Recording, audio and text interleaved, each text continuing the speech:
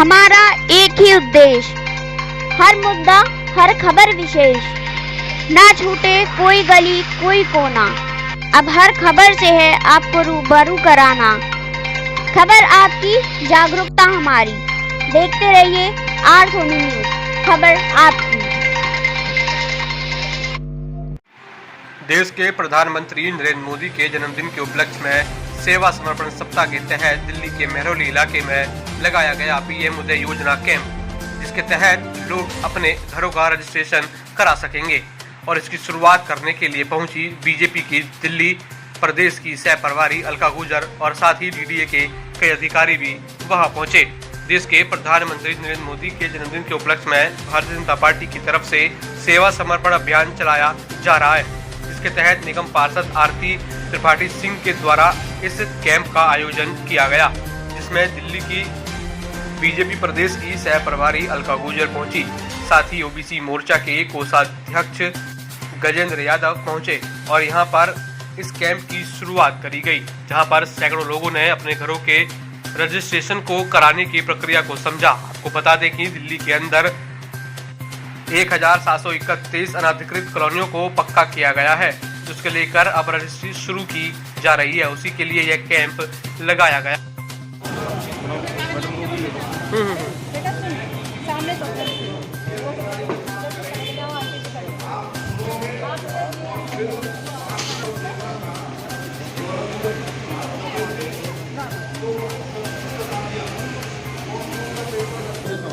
जो दस्तावेज जरूर चाहिए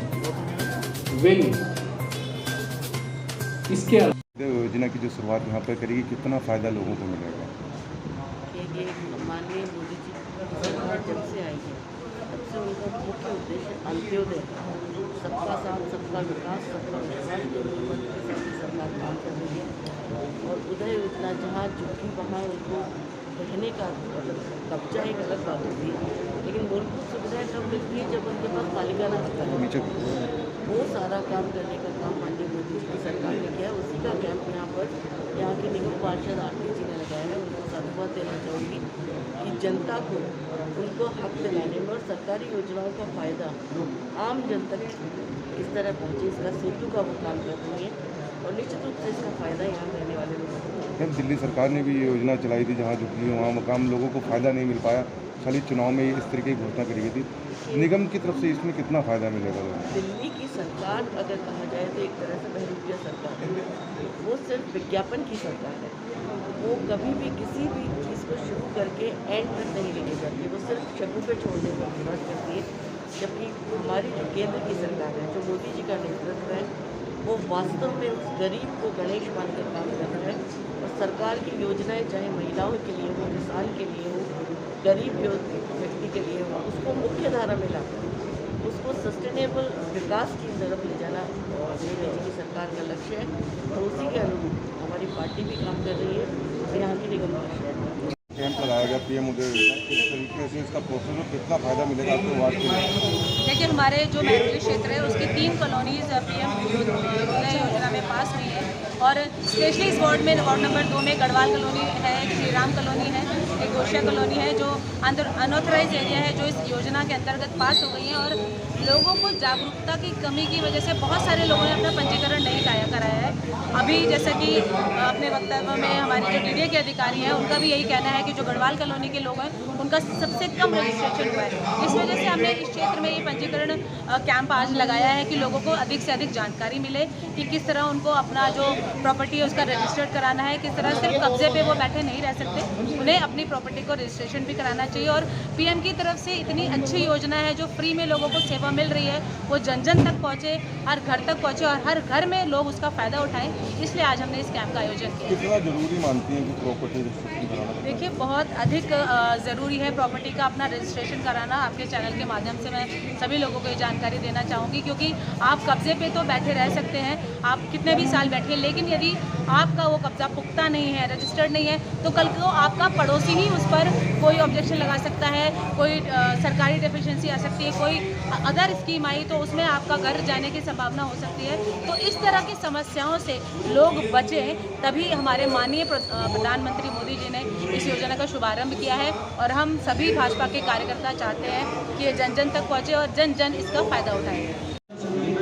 आप लोगों ने इस वार्ड के अंदर जो शुरुआत की है, किस तरीके से लोगों को जागरूक कर रहे हैं जो पीएम उदय योजना से लेकर रजिस्ट्रेशन? हमारा घर गढ़वाल कॉलोनी के भीतर है और गढ़वाल कॉलोनी जो है वो अनऑथराइज कॉलोनी है।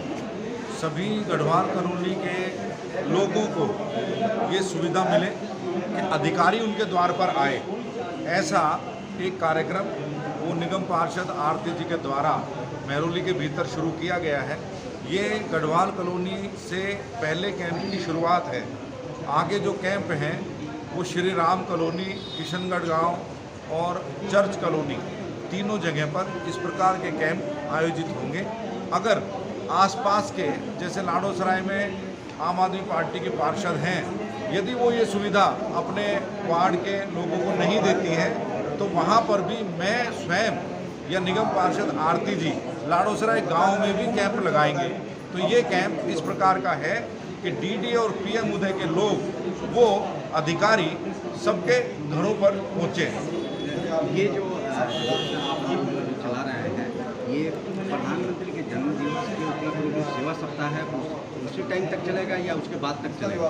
प्रधानमंत्री जी ने अपना जन्मदिन मनाने के लिए मनाही करी है भारतीय जनता पार्टी के करोड़ों कार्यकर्ताओं को, लेकिन करोड़ों कार्यकर्ता देश में भी और विश्व में भी आदरणीय प्रधानमंत्री जी का जन्मदिन वो सेवा समर्पण के रूप में मनाते आए हैं।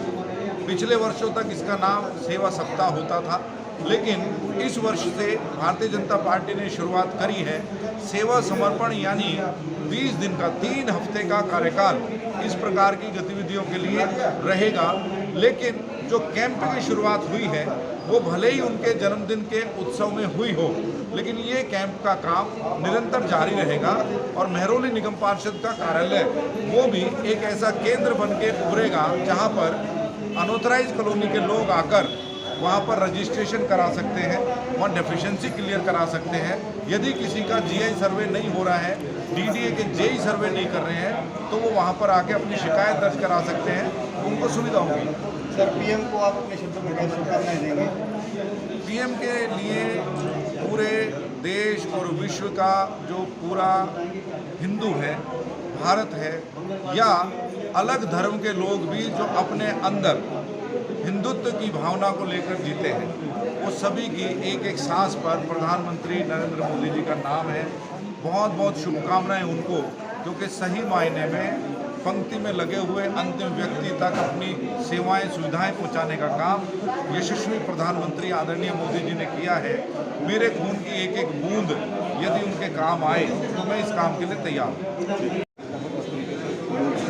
क्या लाभ है?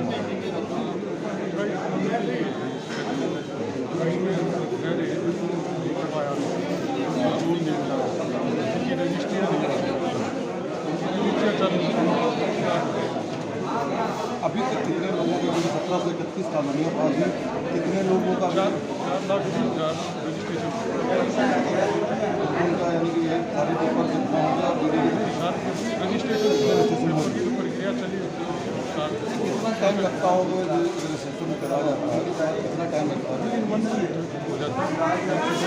अगर सारी डेफिशिएंसी क्लियर प्रोसेस है तो ठीक है।